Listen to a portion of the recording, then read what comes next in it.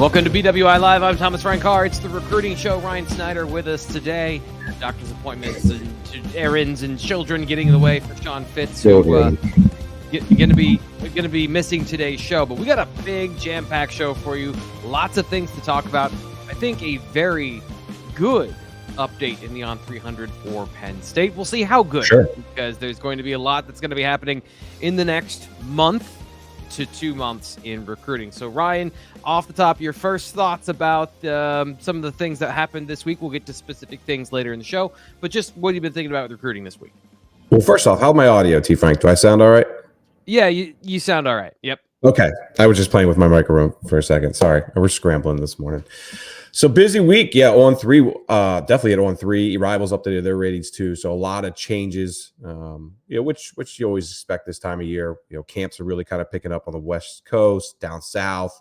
And obviously, once it gets a little warmer up north, they'll make their way up this way. But after junior season film, a little bit of camps, this is the time of year where 2025 or juniors juniors rising into seniors normally get their ratings updated. That'll happen again, I think, around May, and again in midsummer or so. But I think anyone who saw the On300 this week saw what a massive week it was for Pennsylvania prospects, and a handful of those guys, of course, are committed to Penn State already. We'll get into that in a little bit. Aside from that, a lot of guys just setting official visits, unofficial visits, different little things going on. I mean, we're going to write about it. We're going to talk about it. I'm always kind of a little hesitant to overthink guys setting visits for June and even into March and April to some degree, because their schedules are going to change so much. We're gonna write a bunch of stories about guys visiting, and then they're gonna get switched up. So I always kind of keep that have fans keep that in mind, I guess, as these visit schedules get mixed up a little bit more. But a lot of guys setting visits. School's got to be aggressive. We got a potential third signing period coming in. We can talk about then. It's a lot of stuff for the last 4 days. So we're definitely going to get into those recruiting calendar things with official visits. We're definitely doing that. But of course, Ryan given a good preamble there about that coming up in just a minute. First thought about the recruiting calendar, as you just mentioned there at the end, moving it up to early December. That's official, or moving not the official early signing yet. period, or is it's a potential thing? And then Yes. another one is being discussed, another early signing period in the summer. What are your thoughts on those potential decisions from the NCAA? Yeah, so a lot to unpack there. I mean, right now they're discussing 3 signing periods, right? Which is not really needed in my opinion. I've been a very strong proponent of a summer signing period for a long time. I understand coaching changes. Guys can get out of national letters of intent now if there are coaching changes. It is what it is. But for the majority of schools that don't have those coaching changes, and especially for a school like Penn State, which had everybody but one player, Jalen Harvey, committed by the time the season started last year, it makes a lot of sense. Especially, I mean, Penn State would be one of the schools that I believe would benefit the most from a June signing period. So I've been strongly in favor of that. I remember when they made the early signing period in December, we were talking about how it should be in the summer back then. And I understood why they didn't do that at the time, and, because of coaching changes and all that. But I think I wrote a column maybe late December, early January about December has to become a dead period because of the college football playoff. Coaches cannot be out on the road every single day while trying to prepare for the biggest games of their career. And, as we've seen, especially in the last couple of years, the big schools, the big brands, they control that stuff. And those are going to be the schools in the playoffs. So we're going to get a dead period in December. I think that's a lock. I don't think you're going to see coaches out on the road. Maybe for transfer portal guys, that'll be something that we'll see where they go. But I don't think they're going to be out recruiting high school kids in December. I do think we're going to have a June signing period. There seems to be a lot of momentum there. They're talking about doing a second one, or the middle one, we'll call it, first week of December. I don't get that. I don't think it's needed. It does seem like, hey, what's the most complicated way we could do this? It feels like instead of having a signing period, now we have bus stops where there's first stop, there's a second stop, there's a third stop now. And do you need all those stops? No, I don't think you need the December one. I don't know. I don't understand why we can't do June and then just do February and just cut out that middle one, because I don't think a lot of guys are going to sign in that period. I mean, I feel like if you waited that long, why would you not just wait to February at that point? But who knows? I mean, like with everything in recruiting and with college football in general, there are always unintended consequences that, someone like myself cannot think of. And even people way higher on the control chain, we'll call it, aren't going to think about. So time will tell. But I think we're absolutely headed for a June signing period. I think this 2025 class, those 12 guys who are committed right now, and obviously if they all stay firm, and plus a bunch of guys who will be added since or after that, they'll be signing in June. I think that's 80% chance.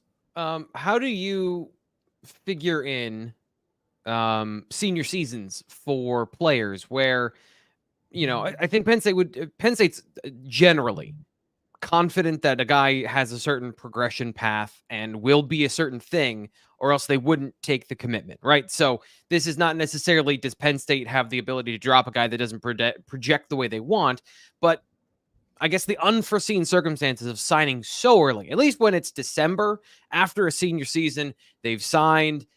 A lot of these guys are going to enroll a month later.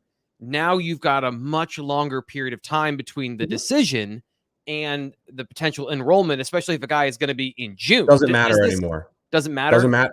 Transfer portal, bud. Doesn't matter. Okay. Doesn't matter. All right. Doesn't work out.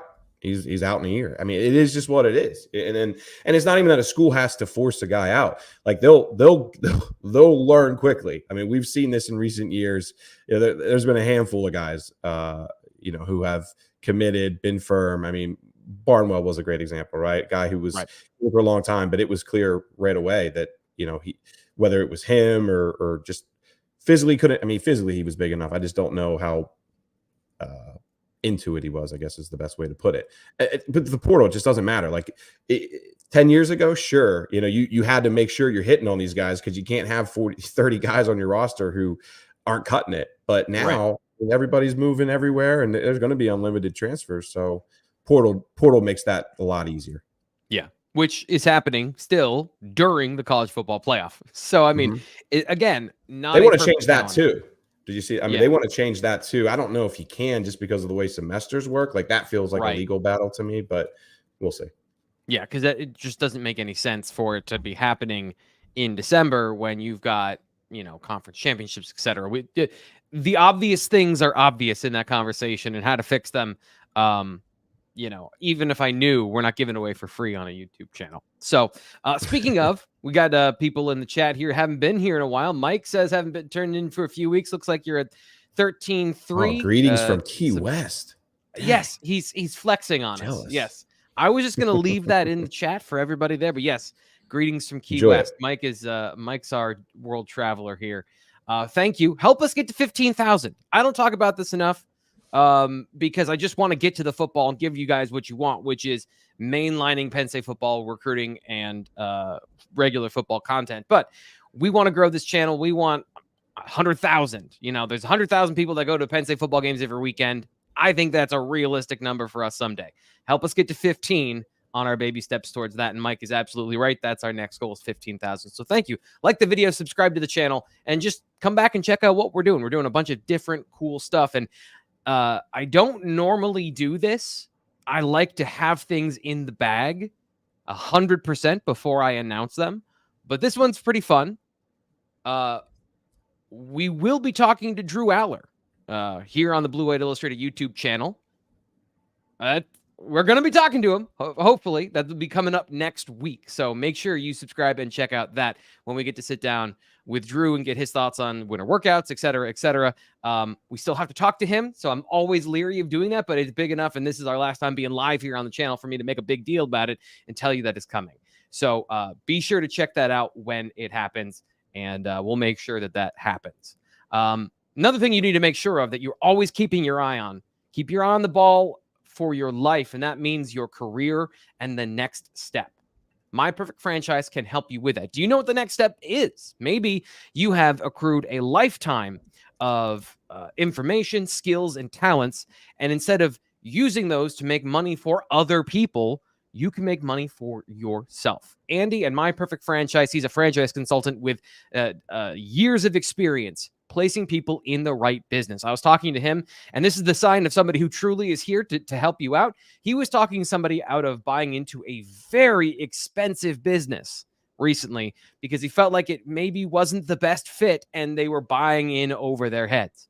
He's going to walk you through the different types of businesses, the different ways you can manage a day-to-day manager, a brick and mortar.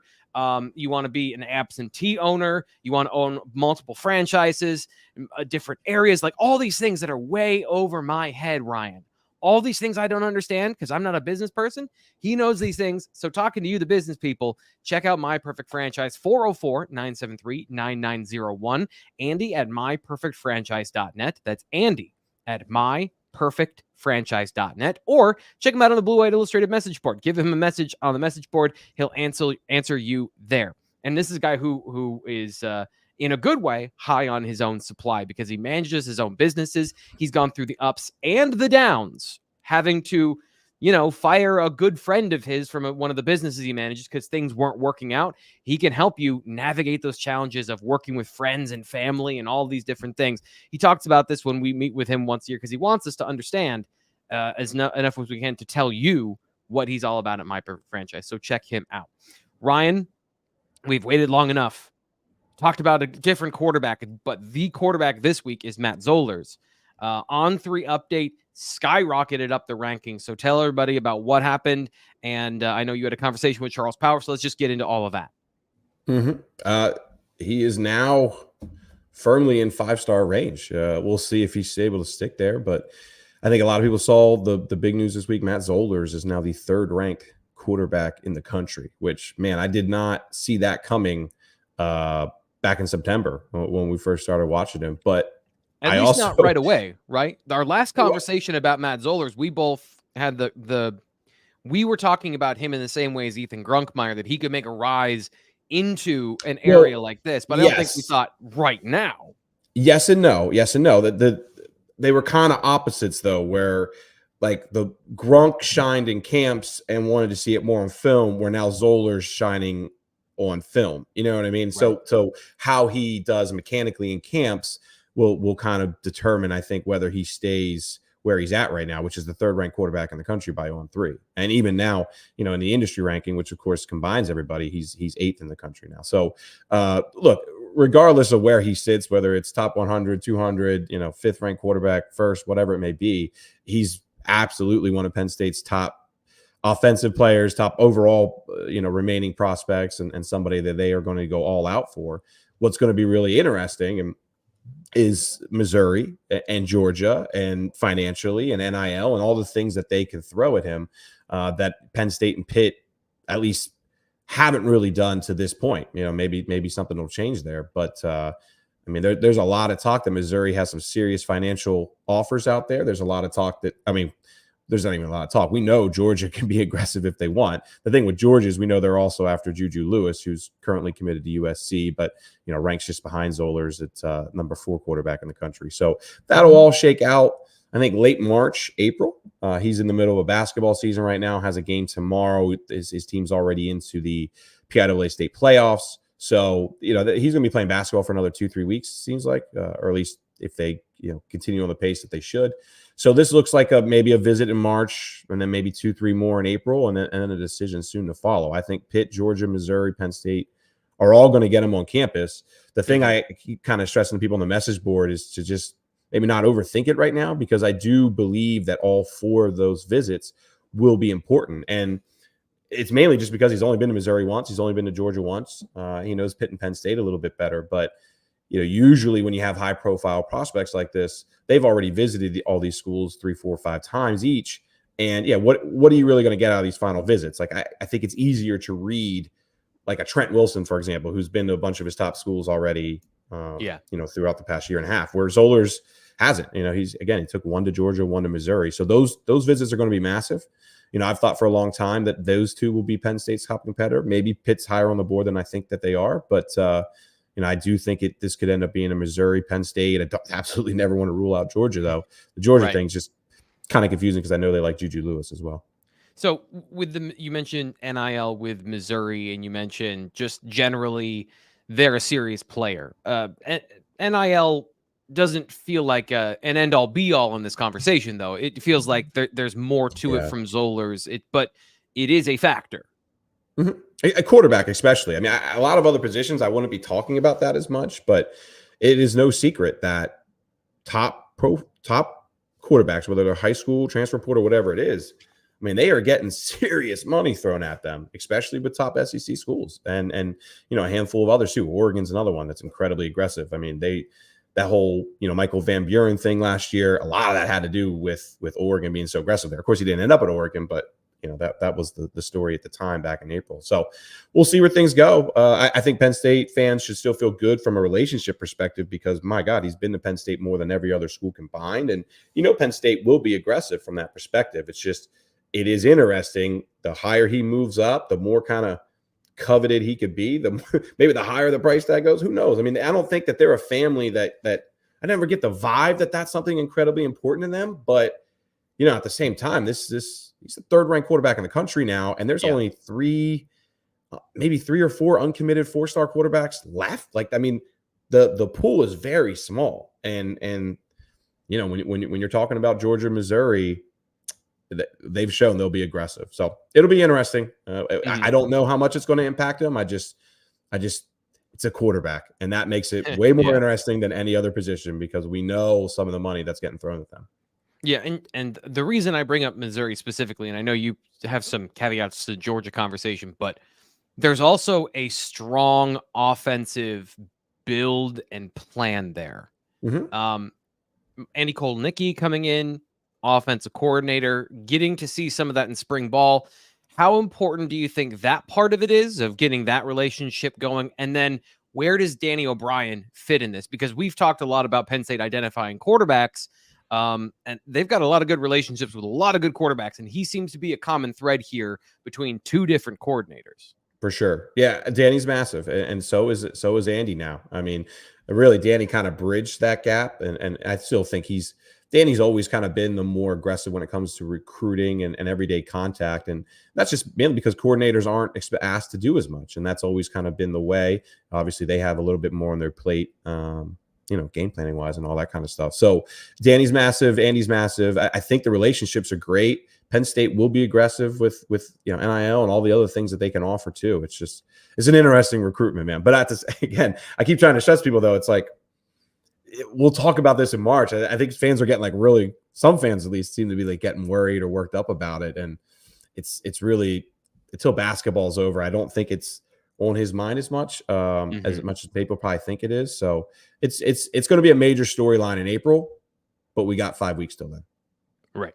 And we definitely have 5 weeks of patience, Ryan. If there's one thing we know about recruiting fans, there's patience and there's understanding and there's middle ground and there's tempered expectations for sure.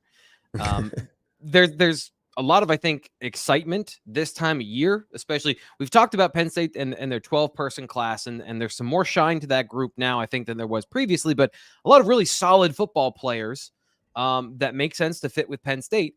But now we're getting into some of the, here's a guy that maybe is a star in this class, or here's a guy that maybe is a top prospect everybody wants. We're getting some of the interest and some of those dates lined up. So where do you want to start with the official visit news that you had earlier this week? Well, Sean had we talked about Nashawn Montgomery. Sean had that earlier in the week. He top wide receiver prospect down in Florida. Expect him to be here at the end of June. What I'm curious is there's a lot of wide receivers who are setting official visits and all that. And whenever I see an official visit late in June, I kind of wonder, will we get to that point with Nation? I think he's really important for Penn State, just like a lot of receivers are, right? I mean, they need to add a few more, but he also has Florida and Miami. I think Colorado's another one he's looking into, maybe LSU. So there's a lot of schools in the mix with Montgomery, but the fact that he does have an official visit lined up, I think it's June 21, I want to say, important, good to know. At the same time, it's March 20, it's February 29th. It should be March 1st, right? But now February 29th. So let's just, again, I don't know. I don't want to overthink so many of these official visits. That he's interested in Penn State to the level that he's setting. He's always been interested, right? For sure. It's just, I don't know. this is a subject that I've been having with like sources and contacts and different people lately, of just like schools have to be aggressive in setting these official visits. It is what it is, but at the same time, everybody's kind of hesitant to overthink them to some degree because so much is going to get changed. Like we saw last year, man, they had probably 10, 15 official visits they had set that never actually ended up taking place. So, and I'm not trying to poo-poo down Nashon or anything. I just know everything that's going to come before that. Yeah. So who knows kind of where we'll be at come June 21.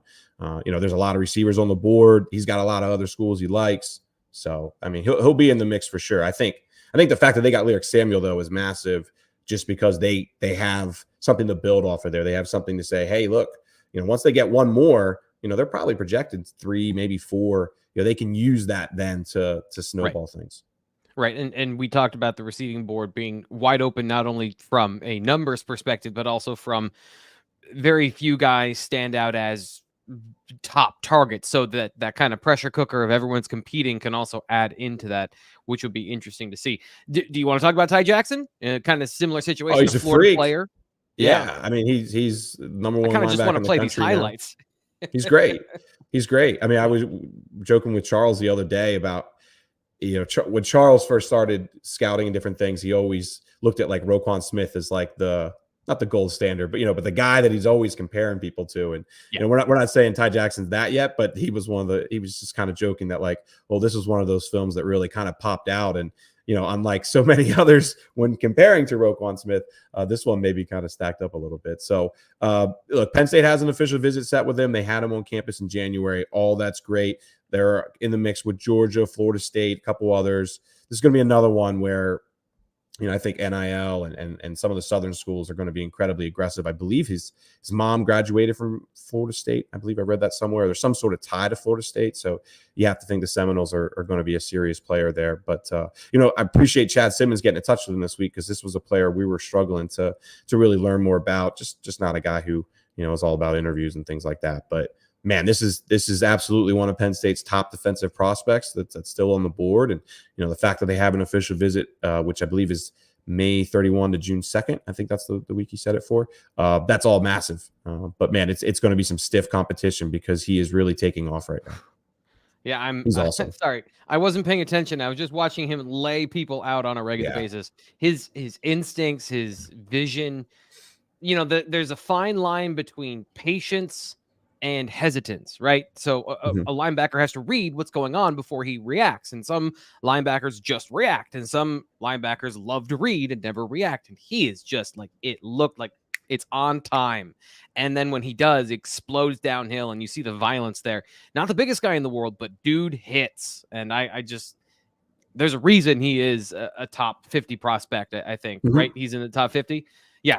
So he's the number one. Yeah, he's above Zollers, I believe. I mean, he's the number one linebacker in the country now.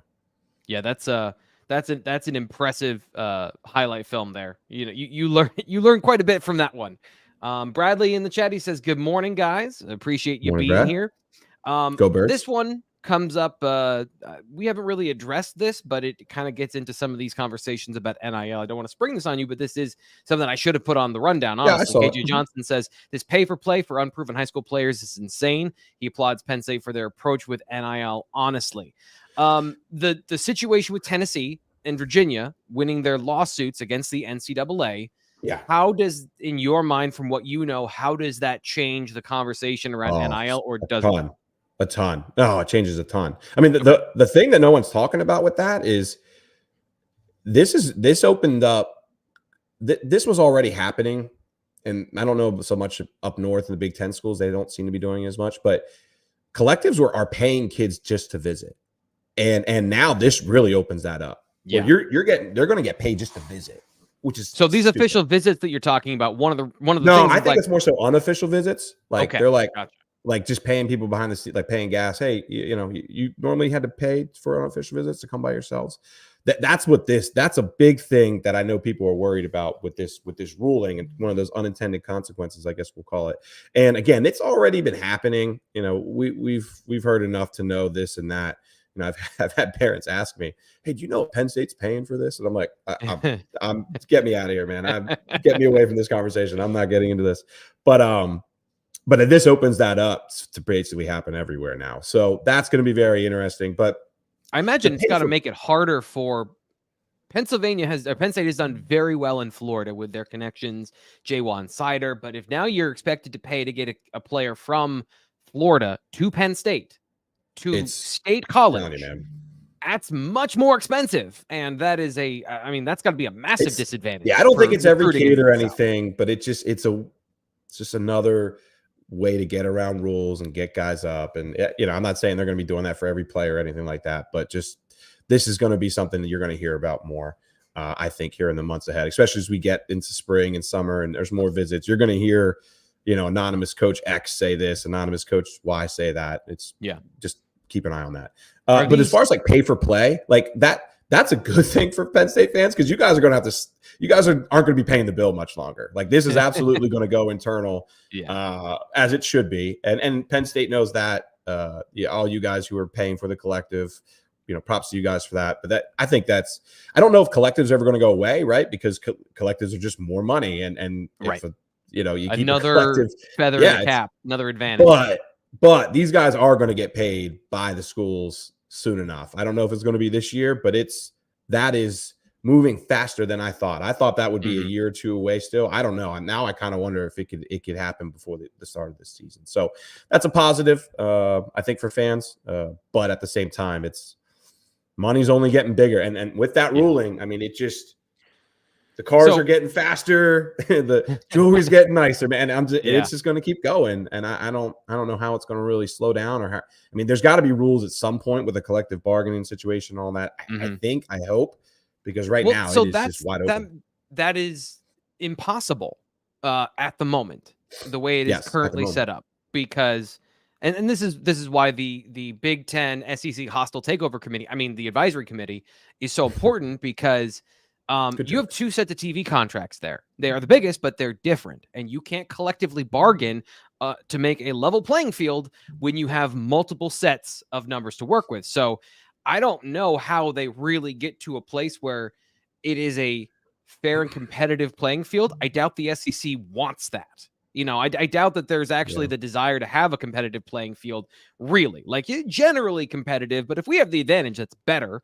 So how does that all work out behind the scenes of, and then I guess with the collectives and in the future, I wonder if that changes, where you'll have internal rules that are enforceable from commissioners in the Big Ten and the SEC that, hey, we do have to draw a line somewhere, and it's not going to be just money that you can throw fistfuls at cash at a 17-year-old in order to get them commit. There has to be some level of reasonable competition status for merit-based recruiting. Otherwise, this is going down a very dark path. Yeah, I said that all before this happened too. I said that all a year and a half, 2 years ago, 3 years ago. Yeah, we thought that too. And then look where we are. So who knows, man? Yeah. I mean, it's people get paid way more than us to figure all that out. Good luck.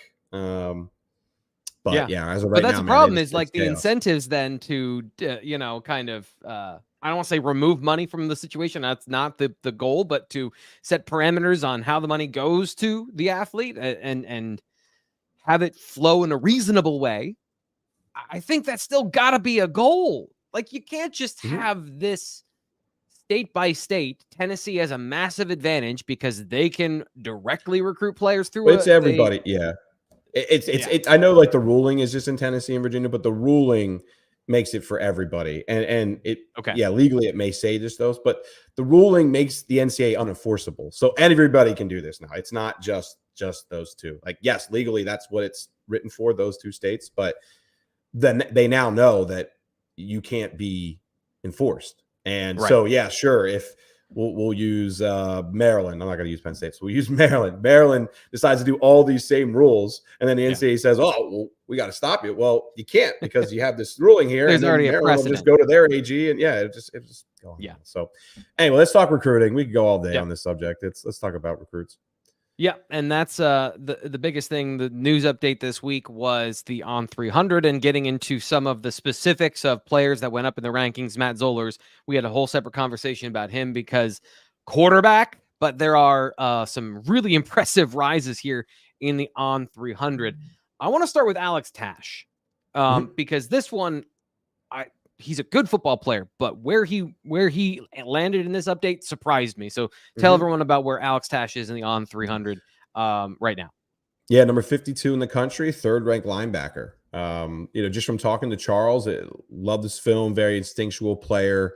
A lot to like. He understands, maybe the competition's not on different levels, but he felt that he dominates to the level that you should going against that competition. Not that Latrobe playing bad competition or anything. There's way worse out there, but we're always comparing him to the DC schools, the top Maryland schools, etc. So we'll see. I think testing numbers on Tash and how he does this spring will impact things. It was a little higher than I thought too. I certainly have always thought 4-star prospect, certainly a guy who's going to get in the On300 at some point. 52 did surprise me, but Charles is watching way more guys than we are right now. And when he's watching instincts, when he's trying to watch guys who, have that good mold to build off of, he thinks Tash stacks up with the best of them. So the one thing we don't have Tash is, like I said, is testing numbers and actually knowing 40s and shuttles and broad jumps and all those things. And we'll get that information, this summer. And then once we have that, I think that'll really determine whether he stays that high or ends up being like a top 200 kind of guy. But, this move, he's going to be a 4-star now. We know that. He's going to move around a little bit, but he's going to definitely be a 4-star top kind of on 300 kind of guy. No doubt. Yeah. And watching his film, the instincts and the hitting power are great. It is kind of that there is a little bit of what's left untapped because you want to see, I guess generally I wanted to see him be more explosive in those situations where he's triggering downhill a little bit more. And that's the question of, is it there in terms of more to tap from a mental standpoint to allow him to play faster, kind of like a Kobe King? Or what are the actual testing numbers? And that's an area where I think where I'm super interested this summer to see what he's able to do, because the frame, the movement skills are all excellent. And I think, make him a great box linebacker and a definitely a non-300 player. Who else do you rose in the standings that you're interested in? Lots of guys. Pennsylvania was absolutely stacked in this most recent update. We talked about Zollers. Let's talk about Michael Carroll a little bit. Offensive lineman out of Central Bucks East, I believe it is. Legit 6'6" now, and it is all coming together for Carroll. We've already he was already, I think, like 115 in the country, one of the top interior guys. He's a true swing guy now. Absolutely could end up playing tackle at some point. But man, just athletically and all the little things that you want to see, like it's just been really impressive to watch him as a freshman to a sophomore to now a junior. And like every year he's just getting a little bit bigger, a little bit faster, a little bit stronger. Like it is all coming together in every way for Michael Carroll. And that's why he's now ranked number 69 in the country and, one of the top offensive linemen overall. So going to be another fun recruitment to watch, man, because Michigan is absolutely in the mix there. And I think he just got Alabama and USC last night. He's really kind of taken off, but Penn State does have those legacy ties. He's been to Penn State more than any other school. They're absolutely going to be top 2-3, no doubt. But I don't think they're the lock that I thought they would have been when he got an offer last June. Yeah, that's how it felt when we started talking about him. I know that we had some private conversations of, hey, should we be looking to see if this kid commits after getting that offer? And, the longer it's gone and the more he's risen up the rankings, I can see why you say that. Is he a guy at 69 that could be the next potential 5-star? Do you think he's got that sort of upward mobility?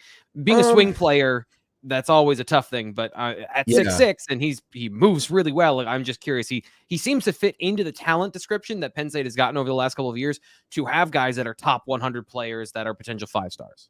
Yeah, the one thing I'd have to look at is how many offensive linemen are ranked ahead of him right now. Like I know he's a 3rd-ranked interior, but how many tackles are up there? I don't have that math off the top of my head. I have to look at it. So just like for Cooper Cousins, for example, like it wasn't a strong tackle year, right? So that made that move easier to take. I just don't know. I don't know all the Georgia and Alabama and Louisiana offensive tackles out there that are probably pretty high on the board. So there's a long way to go. It's certainly possible. Every time these rankings are updated, he's consistently moving up. And another guy that I think if he goes to some camps this year and really takes off, he'll be great. So yeah, it's certainly possible. Whenever you're in that top 70 or so range, man, you keep progressing and showing at camps and taking off. Can't rule it out. I'm looking quickly here. There are We got to talk about Andrew Olesh. Tackles. Nine tackles that are ahead of him right now in the On300. Which is that's a pretty big number. Yeah, that's the composite ranking, by the way, not the On3 ranking. So I was just doing that quick and dirty here on the show live, and 9 in the composite, which individually in the On3 ranking, we'll see. But you're right. We got to get to Andrew Olesh. He's listed as an interior guy. So really there's like 11 guys ranked ahead of him right now, because he's the 3rd ranked interior guy. So who knows? We'll see. I mean, a lot of mixing and matching to go. I mean, I love these updates, and they're important. And, I'm grateful that some of these guys that I feel like we've been trying to push, like Andrew Olesh is a good example, Zollers is a good example, that they're getting their due now nationally, because we've thought for a long time that these guys are getting overlooked a bit. Now at the same time, they're getting so high on there, I'm like, whoa, I didn't know we were going that fast. Maybe slow down a little bit. But yeah, let's get to Olesh, because he's another one that surprised me a little bit. Number 87 in the country now. 6'5", 215 tight end out of Southern Lehigh. Guy that Penn State just offered in January. Guy that they've liked for a long time, and man, he is blown up in January. Just tweeted out that Alabama offer the other day. There's just another guy who's really taken off. I mean, Sean made his visits free the other day. He's got an Ohio State visit lined up. He's got an Alabama visit lined up. And Penn State, of course, will be back to. I'm trying to remember. It was maybe Miami and Ole Miss, I want to say, were 2 of the other ones. But he's going to go see his schools. And we'll see where things go. This is a guy for a long time that we thought, or at least once Penn State offered, we thought that should end up at PSU. And I still believe that. I mean, I know his family kind of grew up supporting Penn State, and I do believe that matters to them, but at the same time, and he's also made it clear he's going to go out and check out some of these schools. So let's see where he's at after the end of the spring. And, I'm sure maybe he'll set some official visits, but, he's now firmly one of the top tight ends in the country. And Charles really likes just he just kind of compared him again to Luke Reynolds and Rappleyea, and how he really fits that casting that Penn State is, that specific kind of player that they've really been going after. Super athletic, tight end, wide receiver abilities. You see here, number 4 player at his position, 87th overall. And Penn State also, whether they get him or not, they're also in contention for Lincoln Cure as one of the top tight ends in the nation. So Penn State, their reputation of developing that position, I think, is really starting to, not that it hadn't already, but to just get players noticed and to get players to notice the school and take them seriously on these national recruiting situations, right? Mm-hmm. For sure. Yeah. I mean, and Olesh, the thing with Olesh is like, I'm really curious to see how many other schools come calling now, because it feels like rankings sometimes impact how schools look at guys. And this is a great example, because this was a guy that I don't think a lot of schools were looking at until January. And now we gave him an 87 rating, and, boom, Alabama offers, the next day. And just look at what Michael Carroll did the other day, moves up into the top 70, Alabama USC offer. Like, I'm very curious to see how these next 3 weeks, maybe 4 weeks go. He's going to start taking visits, and it's also an opportunity before those visits, for schools to throw out offers and try and get them on campus. So this is a fascinating recruitment. I think Penn State should be able to get him. I feel better about, put it this way, I feel better about Olesh than I do about maybe Michael Carroll right now. But man, this is going to be fun to watch, because he's got some really strong schools coming after him now. Everyone loves a receiver, especially this time of the year. So the last guy I have on my list of PA guys that jumped up in the rankings is Lex Cyrus. So what do you know about Lex Cyrus, and where did he land in the rankings? Yeah, Lex just had a phenomenal season. Did a little bit of everything: special teams, offense, defense. The film is very complete, and you really saw, or at least Charles believes it, and I believe too, because he's a guy I've been able to watch down here in Harrisburg a lot. You really have seen sophomore to junior year. He always had the speed, the physical tools, all those kind of things. But you really saw him, I thought, become a better football player this year. And that's a big part of him moving up in the rankings. Of course, he's running indoor track. He was the 100-meter state champion last year. I believe he was. He was, if not first or second, I believe he was the 100-meter state champ. So we know the speed and all that stuff's there. He tested great at Penn State last summer. Like, everything lines up really well. for Penn State to land Lex Cyrus at one point. The thing with Lex, I've always been stressing, is that like Lex is doing so much with track that I don't feel like he's focused on recruiting as much as so many of these other players we're talking about. And that's fine. He's got plenty of time. But I also feel like that makes him one of those guys who, you know, we're going to be sitting around on April whatever, and he's just going to boom, pop out of nowhere. And, you know, we'll have to scramble one day. So we'll see how it goes. He's got to take some more visits. I know he wants to see some other schools that he hasn't been able to see so far, but you know, he's been to Penn State consistently and does feel like it's heading in that direction. So here is the overall list that I have. Correct me if I missed anybody. Matt Zollers. He's not Bradley. Bradley asked if Lex Cyrus is committed to Penn State. He's not. I think Brian Zone put a prediction in for him last week, a crystal ball pick. So, which I totally understand and get. He would have been a guy that, I mean, he'll probably be a guy we can make a pick at some point. The reason I just hadn't done that is, again, for the reason I was saying, is he's so focused on other things that, you know, we're not getting visit data or consistent feedback on like who the other important schools are. And that's good for Penn State, I think, because it's the one that the data points we do have point all to Penn State. I just feel like he's been focusing on so many other things, track and all that stuff right now, that just didn't feel like recruiting is his focus at the moment.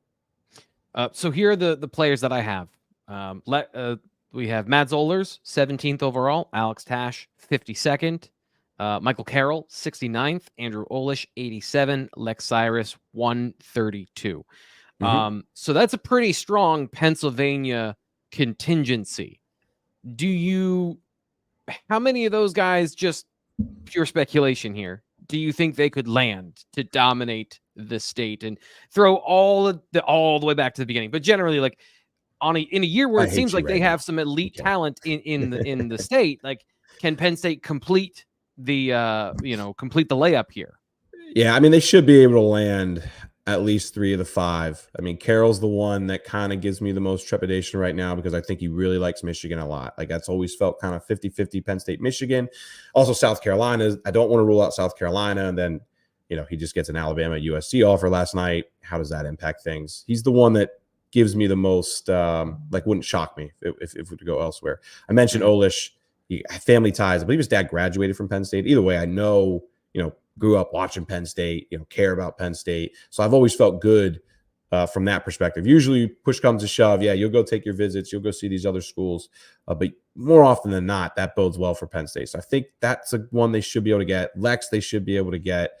And then it'll come down to Zollers and, you know, everything we discussed at the top of the show. So I think they should absolutely be able to land 3 of those 5. 4 of those 5 wouldn't surprise me. 5 out of 5 would maybe surprise me a little bit, just because of the competition and you know, the recruiting landscape these days, I guess the best way to put it.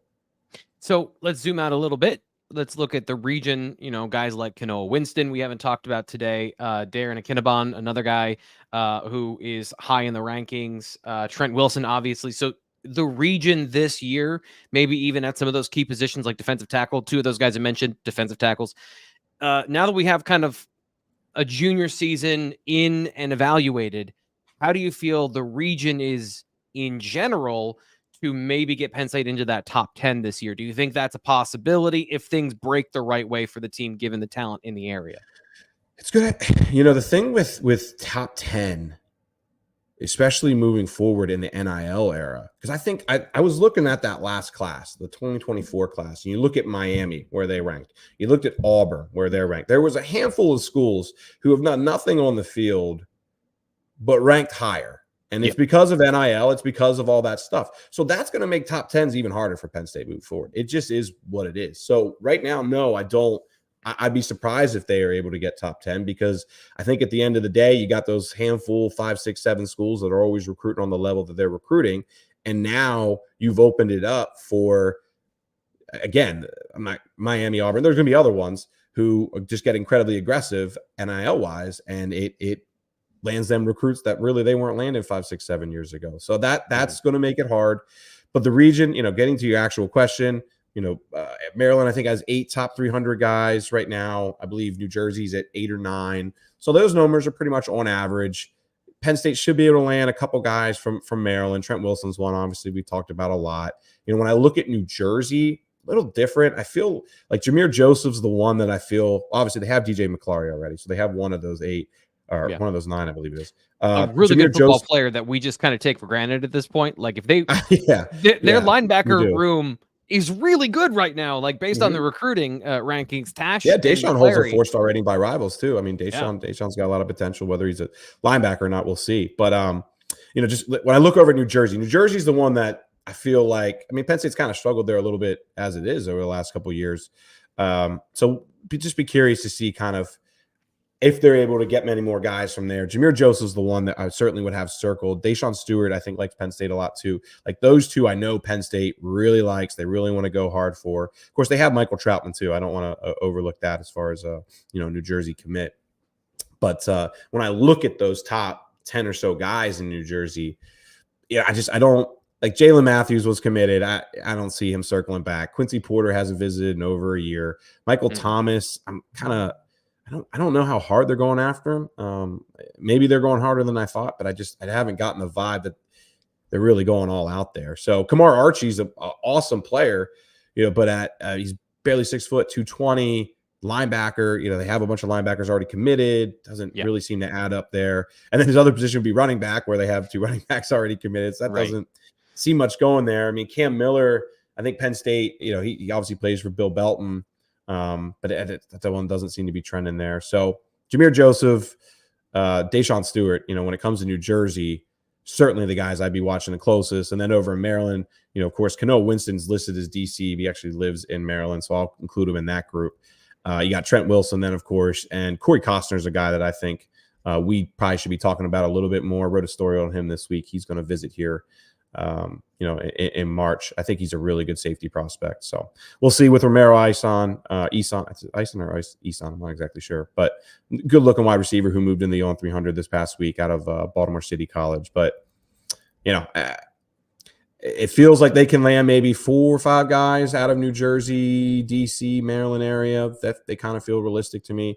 Added another 3 or so from Pennsylvania. Then you're looking at a class of 18, 19, and then you're going to sprinkle in some national guys. That's probably how it's going to work.